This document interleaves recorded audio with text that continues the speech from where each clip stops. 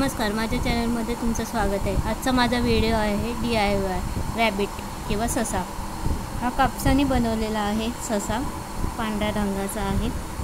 कापसाने आकार द्यायचा आहे, असे त्याचे हात बनवले। कापसाला फेविकॉल चिटकून सोडून असे त्याचे दोन्ही बाजूनी हात बनवायचे आहेत। पोट आहे हे, खाली फेविकॉल लावून पाय सारखा थोडा निमुळता असा पायासारखा आकार बनवायचा आहे।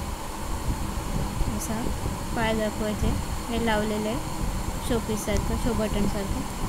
ही काळी दोरी पण लावलेली आहे, हे टिकली लावली आहे, बिंदी लावू शकता तुम्ही, डोळे समजा आणि तोंड समजा। गोलाकार करून इकडे रबर किंवा अशी दोरीने तुम्ही बांधू शकता फेविकॉलच्या मदतीने।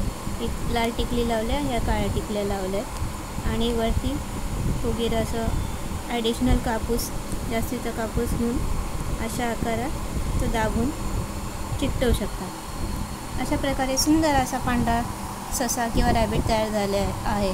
तुम्ही नक्की ट्राय करून बघा आणि व्हिडिओ आवडल्यास लाईक, शेअर, सबस्क्राईब करायला विसरू नका आणि कॉमेंट करून सांगा व्हिडिओ कसा बनलेला आहे, मागून पण दाखवतो।